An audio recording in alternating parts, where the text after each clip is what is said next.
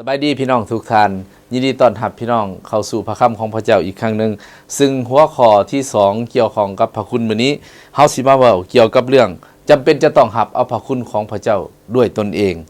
ขอเชิญพี่น้องได้เปิดในพระคำของพระเจ้านำกันเชิญเปิดอยู่ในยูฮันบทที่1ข้อที่16หา17พวกเฮาทุกคนได้รับพระคุณครบบริบูรณ์จากพระองค์เป็นพระคุณซ่อนพระคุณพระเจ้าได้ทรงให้กฎบัญญัติโดยผ่านทางมูเสส่วนพระคุณและความจริงนั้นได้มาโดยผ่านทางองค์พระเยซูคริสต์เจ้าอาเมนพี่น้องอยากให้มีโอกาสได้อธิษฐานนำกันพระเจ้าผู้ลูกขอยกย่องให้เกียรติพระองค์พระเยซูคริสต์เจ้าผู้ลูกสำนึกและขอบคุณพระองค์ที่พระองค์ทรงหักพวกเราทั้งหลายขอพระวิญญาณบริสุทธิ์เจ้าทรงนำถ้อยคำของพระองค์ที่พวกเราจะศึกษารวมกันในโอกาสต่อไปมอบโอกาสต่อไปให้พระวิญญาณบริสุทธิ์เจ้าทรงนำพาในพระนามพระเยซูคริสต์เจ้าอาเมนพี่น้องที่รักถึงว่าพระเจ้าได้นำพระคุณมาสู่โลกนี้มาสู่มวลมนุษย์ทั้งหลายโดยผ่านทางองค์พระเยซูคริสต์เจ้าก็แล้วแต่ว่าเฮาทั้งหลายนั้นจำเป็นจะต้องรับเอาพระคุณของพระเจ้าด้วยตนเองซึ่งบ่สามารถรับแทนกันได้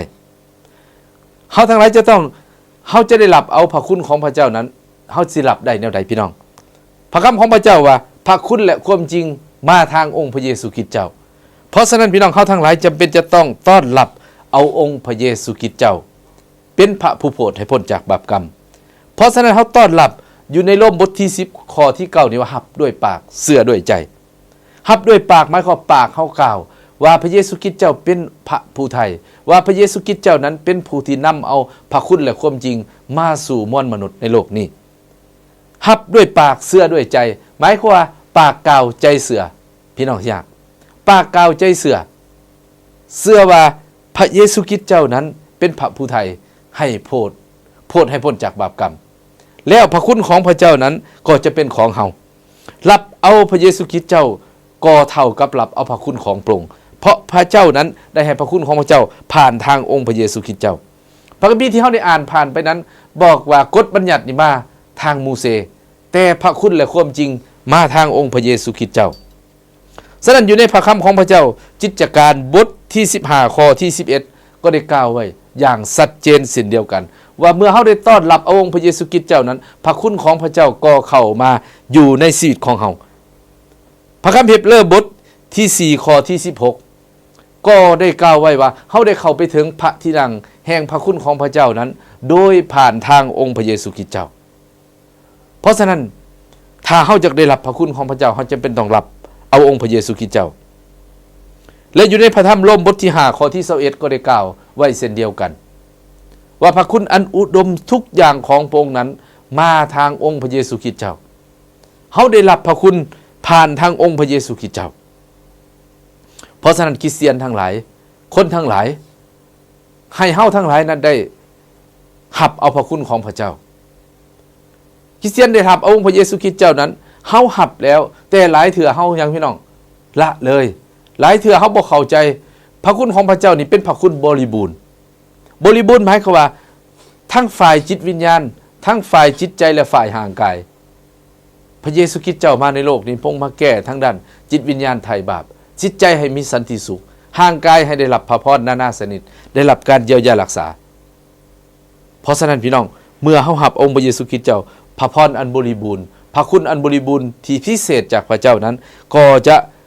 อยู่ในชีวิตของเฮาพี่น้องและเฮานั้นสามารถเข้าถึงพระที่นั่งแห่งพระคุณของพระเจ้าโดยผ่านทางองค์พระเยซูคริสต์เจ้าเช่นเดียวกันพี่น้องที่รัก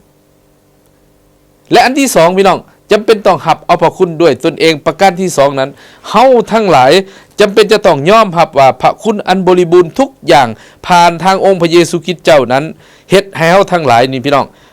ได้รับความพ้นเมื่อเฮารับเอาเฮาได้รับความพ้นหยังแน่1พ้นจากบาปกรรม2พ้นจากอำนาจของผีมารชั่วร้าย3พ้นจากอำนาจของการสาปแช่งต่างๆเมื่อเฮาอยู่ในพระคุณของพระเจ้า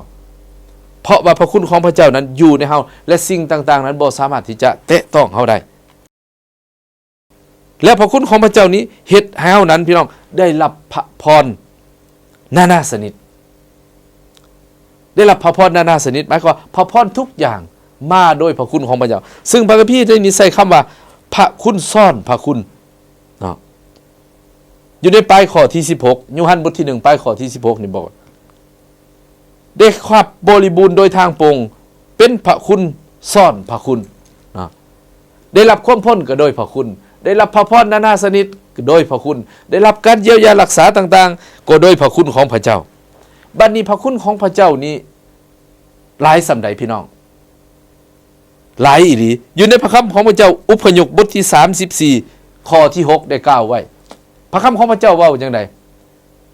พระคุณของพระเจ้าพระเมตตาของพระเจ้านี่พระองค์อดกันแม้กระทั่งเฮาเฮ็ดผิดพลาดหลายร้อยเถื่อหลายพันเถื่อแต่ว่าพระพิโรธของพระเจ้ามีแต่ 2-3 เถื่อ 2-3 เซนคนหลายพันเซนคนพี่น้องอันนี้เป็นหยังพี่น้องพระคัมภีร์ใส่คำว่าพระคุณและพระเมตตาของพระองค์ควบคู่กันไปเนาะและอยู่ในพระคำของพระเจ้าอยู่ใน2ติโมธีบทที่1ข้อที่9ก็ได้กล่าวไว้เช่นเดียวกันเกี่ยวข้องกับเรื่องพระคุณของพระเจ้าแล้วอยู่ใส่อีกพี่น้องโรมบทที่6ข้อที่1โรมบท6ข้อที่1ก็ได้กล่าวไว้ว่าพระคุณของพระเจ้านี้เฮ็ดให้เฮาทั้งหลายได้หยังพี่น้องพบกับความเมตตาปราณีของพระเจ้าขอบคุณสรรเสริญพระเจ้าพี่น้องเพราะฉะนั้นเฮานั้นพี่น้องต้องได้ให้ความสำคัญเฮาหับเอาเฮายึดบัดนี้พระคุณของพระเจ้านี้สูญเสียไปได้บ่พี่น้องมีพระคำบางตอนถ้าหากว่าเนาะเฮาหากเฮ็ดผิดบาปซ้ำแล้วซ้ำเล่าหลายเทื่อบ่กลับใจเพิ่นว่าย่านพระคุณของพระเจ้าจะหมดไปจากชีวิตของเฮาแน่นอนพี่น้องเฮาเว้าพระคำของพระเจ้าเว้าแล้วพระเจ้ายังพี่น้องให้ซ่าแต่เต็มไปด้วยยังพระคุณและพระเมตตาแต่ถึงว่าพระเจ้าให้ซ่าก็ตามพี่น้องบ่แม่นโอ้ยพระเจ้านี่ให้ซ่าเฮาสิสืบต่อเฮ็ดบาปอีกเฮาได้รอดด้วยพระคุณเฮาได้รับพระพรด้วยพระคุณเฮารับเอาแล้วพระคุณของพระเจ้าจะบ่สูญเสียไปจักเทื่ออันนี้ก็บ่แม่นพี่น้องแน่นอนพระเจ้าอดทนเพราะฉะนั้นหลายเทื่อบางเทื่อยังพี่น้องเฮาเฮ็ดผิดพลาดบ่จะเป็นทางด้านวาจาเว้าผิดบ่ถูกต้องตามพระคำของพระเจ้าหรือบางเทื่อความคิดของเฮาพี่น้องบ่สอดคล้องกับพระคำของพระเจ้าผิดต่อนำพระทัยของพระเจ้าบางเทื่อการกระทำของเฮาพี่น้องบ่สอดคล้องกับพระคำของพระเจ้าแต่บางเทื่อเป็นหยังเฮายังได้รับพระพรอยู่ก็ย้อนพระคุณสอนพระคุณย้อนพระเมตตาของพระองค์แต่ก็บ่ได้หมายความว่าเฮาจะสืบต่อเฮ็ดบาปต่อไปในพระคำคาลาเตียก็ได้กล่าวไว้พี่น้องบ่แม่นว่าเฮาได้รับความพ้นโดยผ่านทางพระคุณเฮารับเอาแล้วเฮาจะสืบต่อเฮ็ดบาปแต่พระเจ้าบอกว่าหยังพี่น้องอย่าใส่เสรีภาพนั้นไปเฮ็ดในสิ่งที่ผิดพระเจ้าบอกว่าอย่าใส่พระคุณของพระเจ้าไปในทางบ่ถูกต้องเพราะฉะนั้นพี่น้องที่รักทั้งหลายพระเจ้าต้องการอยากให้ชีวิตของเฮานี่มีเสรีภาพและดำเนินชีวิตที่ดีถวายเกียรติแก่พระเจ้าตอบสนองต่อพระคุณของพระเจ้าเพราะฉะนั้นขอหนุนใจพี่น้องและข้าน้อยเองเสร็จเดียวกันเฮาจะเป็นจะต้องอย่างพี่น้องหับเอาพระคุณของพระเจ้าด้วยตนเองแทนกันบ่ได้พี่น้องเฮารับเอาองค์พระเยซูคริสต์เจ้าเฮาได้รับพระคุณเพราะพระคุณมาทางองค์พระเยซูคริสต์เจ้าเฮาทั้งหลายพี่น้องยอมรับเอาพระคุณของพระเจ้าความบริบูรณ์ทุกอย่างเป็นของเฮาผ่านทางองค์พระเยซูคริสต์เจ้าผ่านทางพระคุณของพระองค์แต่ว่าถึงว่าพระเจ้าให้พระพรเฮาเมื่อเฮารับเอาบ่ได้หมายความว่าพี่น้องเฮาจะเฮ็ดจังได๋ก็ได้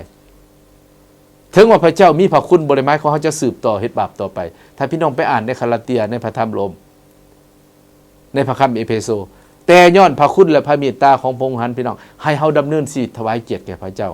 ให้เฮามีไสยชนะให้เฮาตัดโซ่ตรวนของมารซาตานที่ท่วงเฮาเป็นหยังจังซั่นจังบอกจังซั่นพี่น้องพระคัมภีร์เฮบรูบอกว่าพระคุณของพระเจ้าอาจจะเสียไปจากชีวิตของเฮาถ้าหากเฮายังสืบต่อดำเนินชีวิตบ่อยู่ในทางของพระเจ้าบ่ได้อยู่ในพระคุณพระเมตตาของพระองค์ฉะนั้นพี่น้องที่รักทั้งหลายในเวลาที่ผ่านมาพี่น้องเฮาได้รับเอาพระคุณของพระเจ้าด้วยความมั่นใจแล้วหรือยังและเฮาได้ดำเนินชีวิตสมกับพระคุณของพระเจ้าที่เฮาได้รับเอาแล้วหรือบ่ถ้าเฮาได้เฮ็ดแล้วขอบคุณพระเจ้าพี่น้องถ้าหากว่าเฮายังละเลยเฮาบ่ได้ใส่ใจมื้อนี้พระคำของพระเจ้ามาถึงท่านทั้งหลายมาถึงข้าน้อยขอพระยมพระสุเจ้าซอยพวกเฮาทั้งหลายที่จะเสื่อฟังถ้อยคำของพระองค์ให้เฮาได้ก้มหน้าลงพี่น้องเฮาจะอธิษฐานนำกันพระเจ้าพระบิดาผู้ลูกมูทนาขอบคุณพระเจ้าสำหรับพระคุณของพระองค์ที่พวกข้าน้อยทั้งหลายได้ต้อนรับเอาผ่านทางองค์พระเยซูคริสต์เจ้าให้ได้พวกข้าน้อยทั้งหลายได้รับความพ้น พ้นจากความบาปจากมารซาตานจากสิ่งชั่วร้ายเฮ็ดให้พวกเขาได้รับพระพรนานาชนิดต่างๆที่พระองค์ทรงประทานให้แต่ถึงปานนั้นก็ตามให้พวกเขาได้ดำเนินชีวิตมีความระมัดระวังที่จะตอบสนองต่อพระคุณของพระองค์ผู้ลูกโมทนาขอบคุณพระองค์ในพระนามพระเยซูคริสต์เจ้าอาเมนอาเมนขอพระเจ้าอวยพรพี่น้องทุกท่านพระเจ้าอวยพร